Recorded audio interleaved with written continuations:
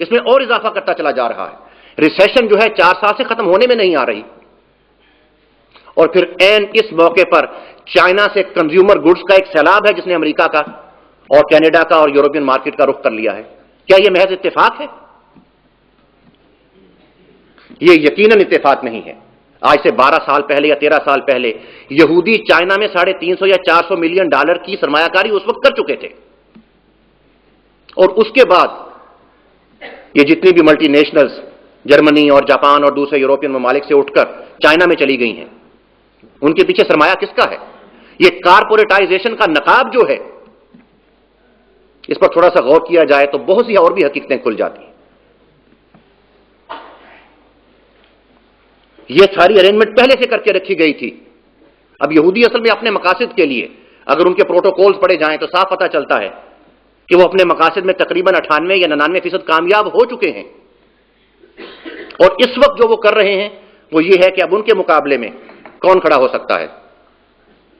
वही जिसकी इकोनॉमी दुनिया में सबसे बड़ी, 7 ट्रिलियन की इकोनॉमी, वीटो की पावर उसके पास, और वार मशीन उसकी सबसे ज्यादा इक्विप्ड और लेटेस्ट, वही उनके मुकाबले में खड़ा हो सकता है। इसलिए महसूस यूं होता है कि अब उसके कदमों के नीचे से जमीन खींच लेने का फैसला उन्होंने कर लिया है, और ये सारी अरेंजमेंट जो है कि अब रिसेशन से उसे निकलने नहीं दिया जाएगा, ये सारी अरेंजमेंट पहले से की जा चुकी थी।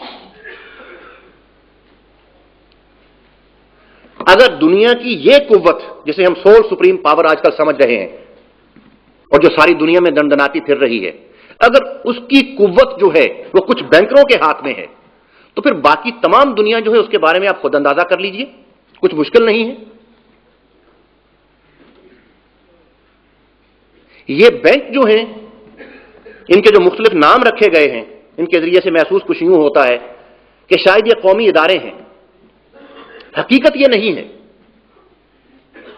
ये 15वीं सदी में गालिबन या 16वीं सदी के आगाज में जब बैंक ऑफ इंग्लैंड बना है तो ये बिल्कुल प्राइवेट बैंक था। यहां मैं चाहता हूं थोड़ी सी वजाहत इस बात की कर दूं कि ये फेड जो है, जिसके पास ये इख्तियार है कि डॉलर वो छाप सकता है, ये प्राइवेट बैंकर्स के पास ये इख्तियार आया कहां से? हुकूमत ने ये इख्तियार क्यों दे दिया इन्हें? तो सूरत हाल असल में यह है कि 11वीं और 12वीं सदी के करीब ये जो सराफ होते थे, सुनार, इनकी साख इतनी अच्छी थी कि लोग अपना सोना अमानतन इनके पास रखवा दिया करते थे, और ये सराफ उस सोने के बदले एक रसीद जो होती थी उसको मालिक को वो जारी कर देते। वो मालिक जब चाहता आकर वो रसीद दिखाता और अपना सोना ले लेता। लेकिन कुछ अरसे के बाद इन सराफों ने नोट ये किया कि अक्सर लोग कई कई साल अपना सोना लेने के लिए वापस नहीं आते। हो क्या रहा था कि लोगों ने सुनारों की उन रसीदों को इस्तेमाल करते हुए कारोबार और तिजारत जो थी उसमें आसानी पैदा कर ली। कौन सोना उठाकर लाए और ले जाए, इन रसीदों के जरिए से कारोबार शुरू हो गया। जब इन सुनारों ने, जिन्हें मनी चेंजर्स भी कहा जाता है, ये बात देखी तो इन्होंने जो सोना इनके पास होता था, जो कई कई साल जिसे क्लेम नहीं किया जाता था, उसका कुछ हिस्सा जरूरतमंदों को सूद पर देना शुरू कर दिया। फिर कुछ और वक्त गुजरा तो इनके हिर्स और लालच ने उन्हें एक और रास्ता सुझाया। वो ये कि फर्ज कीजिए एक साहब ने 1 किलो सोना एक सुनार के पास रखा है और उससे एक रसीद ले ली है 1 किलो सोने की। तो साहब का तजर्बे ने सुनार को यह बात बताई कि ये तो पता नहीं कितने साल इतने सारे लोग जिन्होंने मेरे पास सोना रखा लेने नहीं आएंगे। तो उसने क्या किया कि एक रसीद तो सोने के असल मालिक को जारी की और उसके अलावा 8-10 रसीदें मुख्तलिफ लोगों को सूद पर जारी कर दी। वो असल में जाली रसीदें थी।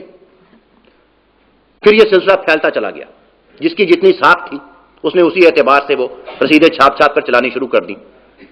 इसके बाद फिर हुकूमतों को जब यह फिक्र लाहक हुई कि यह तो निरा फ्रॉड है, इसका कुछ किया जाना चाहिए, तो फिर इन मनी चेंजर्स और अमेरिका की हुकूमत के दरमियान यूं कहना चाहिए कि बहुत ज्यादा टसल हुई है, बड़ी कशमकश हुई है। और ये जो लिंकन को कत्ल करवाया गया, जैक्सन को कत्ल करवाया गया, इसके बारे में शवाहिद दस्तयाब है कि असल में इन कातलों को फिनांस करने वाले बैंकर थे। और लिंकन के जमाने में तो यह बात बहुत ज्यादा, वो जो जंग हुई उस जमाने में लिंकन के पास अपने सिपाहियों को देने के लिए पैसे नहीं थे। उसने जब मनी चेंजर से राब्ता किया तो उन्होंने गालबन 36% सूद का मुतालबा किया। इस पर लिंकन ने फिर अपने एक दोस्त से मशवरा किया कि क्या करना चाहिए। उसने कहा तुम कांग्रेस से कहो अगर बांड छाप सकती है कांग्रेस, तो वो ये क्यों नहीं कर सकती कि डॉलर का बिल छापे वो? उसने कहा क्या वो चल जाएगा मेरा छापा हुआ वो जो डॉलर का नोट है? तो उसके दोस्त, उसका नाम डिक था गालबन, कर्नल डिक, उसने कहा हाँ क्यों नहीं चलेगा, हुकूमत जो उसके पीछे है। तो लिंकन ने यही किया। वो करेंसी जो उस वक्त छापी गई थी उसका नाम जो था बाद में ग्रीन बैक डॉलर्स, वो पड़ गया। और उसको इन मनी चेंजरों ने फिर इस तरीके से फेल किया कि उन्होंने ये पाबंदी लगा दी कि सूद की अदायगी के लिए वो कर्जे जो हुकूमत ने या दूसरे लोगों ने पहले से ले रखे हैं, और इसी तरीके से इंपोर्ट्स की अदायगी में उसके ऊपर 180% सरचार्ज लगाया जाएगा। इस तरीके से फिर उन्होंने इस हुकूमत को मजबूर कर लिया कि वो बैंक ऑफ अमेरिका, उसके क्याम का ऐलान करे।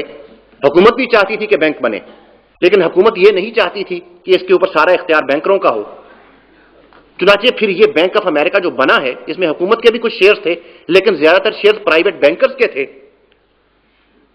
और बैंकर उसके बाद जब तक ये फैड नहीं बना है पिछली सदी में, उस वक्त तक मुसलसल अमरीकी सदर जो थे उनके साथ इन मनी चेंजर्स की टसल जो है वो चलती रही।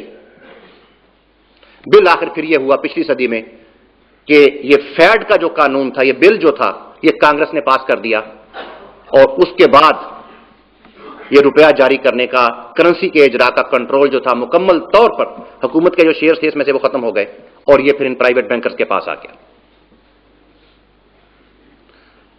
इससे आप अंदाजा कर सकते हैं कि दुनिया में असल में खेल क्या खेला जा रहा है। कौन है जो इस दुनिया के हकीकी आका बने हुए हैं? वो कौन है जिन्होंने इस कुर्रा अर्ज पर रहने वाले इंसानों को अल्लाह ताला की रबूबियत, उसकी अलूहियत और उसकी हाकमियत से निकालकर अपनी रबूबियत और अपनी हाकमियत में जकड़ लिया। किस तरीके से कदरें तब्दील कर दी गई हैं, किस तरीके से जहन बदल दिए गए हैं। इलेक्ट्रॉनिक्स और प्रिंट मीडिया, इनको खरीद लेना तो बात ही कोई नहीं। जब